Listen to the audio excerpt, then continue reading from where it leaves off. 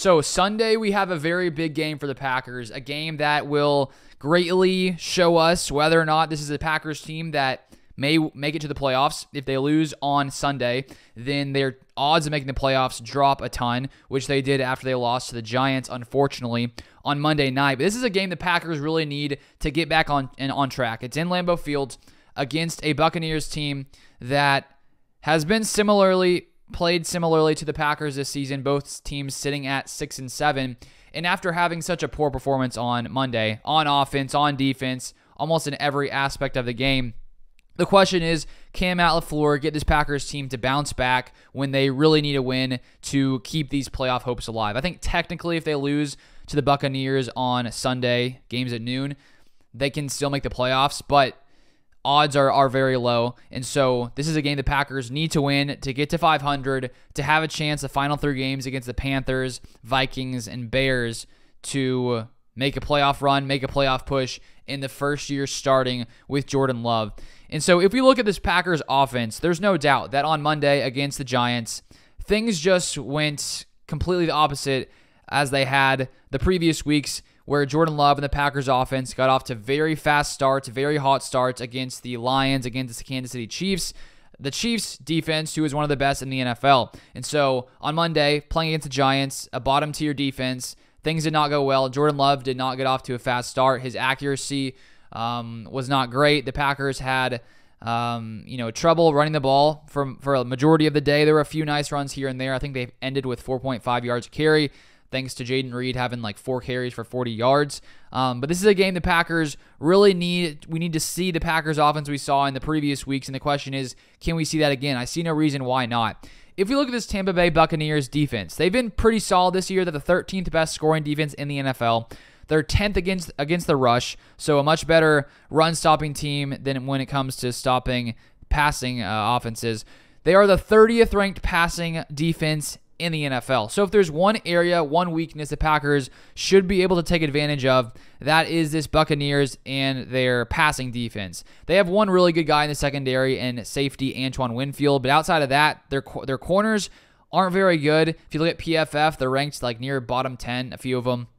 And so I think that these receivers, the Packers receivers, are going to be able to do some work here against the Buccaneers secondary if they play up to their potential. If they play like they did last week, the Packers offense in general, then clearly this isn't going to be a good performance. But I think it really just comes down to the Packers bouncing back and showing some fight, showing that they have that desire to come out and show that they're not the team they were last week playing against the Giants. They have an opportunity here to bounce back, and I see no reason why Jordan Love shouldn't be able to get back on track. I think he was just off for whatever reason. I did see some clips of the wind blowing the ball a ton. Maybe that was affecting him as well. But the Packers, when they've gotten off to fast starts in games, things just go much better for them. We have seen that Jordan Love can come back. Even in the stretch early in the season, in the second halves, when he started slowly, he was able to come in and put together some nice drives in the third and fourth quarter. Even last week against the Giants, the final series, when we needed a score, Jordan Love leads a touchdown drive to Malik Heath. And if it weren't for the Packers defense, they would have won that game. And so even if the Packers don't start off hot, we know Jordan Love has that ability to put the team on his back and lead a potential game-winning drive. If it happens again this week, let's just hope the defense can come through. And so, as I said, they have a pretty weak passing defense, which I think should be able to take advantage of. And one area where they're somewhat similar to the Giants' defense last week is they like to blitz a lot. They're the second highest blitzing team in the NFL this season.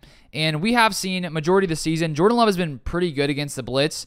Last week, I think there were a few moments where the pressure got to him, but all in all, I really like how Jordan Love looks when he's been blitzed so far this season. Outside of last week and a few misses, he's been pretty good against the blitz.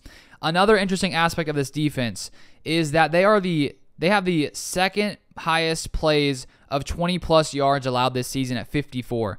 So this is a defense that allows tons of big explosive plays, and the Packers offense has a ton of those. I think it's because of the amount of talent, speed the Packers have on offense. Jaden Reed, Dontavian Wicks, clearly not having Christian Watson. We're going to lose some of that speed and that big playability with Watson not practicing today, which is Friday, which would probably mean he doesn't play Sunday. There's still technically a chance at this point, but odds are he doesn't.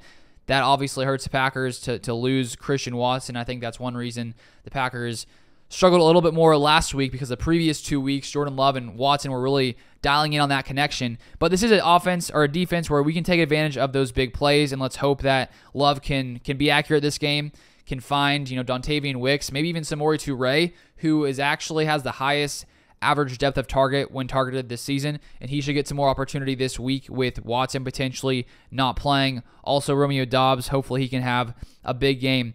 One area where the defense of the Buccaneers has been very solid is they're fourth best in the NFL when it comes to red zone defense, only allowing a touchdown on 41.8% of drives. So while they do allow teams to get to the red zone, oftentimes they are pretty, they lock the offenses down in the red zone. And the Packers themselves on offense have not been very good in the red zone. They're 21st this season at 51.06% of drives ending in touchdowns in the red zone. And last week, that was one area where the Packers offense struggled. They went 2 for 5 in the red zone against the Giants. So that is one area we really need to see this Packers offense take a step forward. One big thing to see in this game is Aaron Jones going to be able to play? He's practiced once again this week. We haven't gotten the official word, and we just don't know yet if he's going to play. I think once Aaron Jones comes back, it just adds another explosive player to this Packers offense, and we hope he can play. A.J. Dillon was back at practice with his broken thumb, so it looks like he may be able to play with a broken thumb. And the Buccaneers do have a pretty solid defense when it comes to their ability to sack the quarterback. They have the 10th most sacks in the NFL. Vita Vea, I believe, leads the team at 5.5.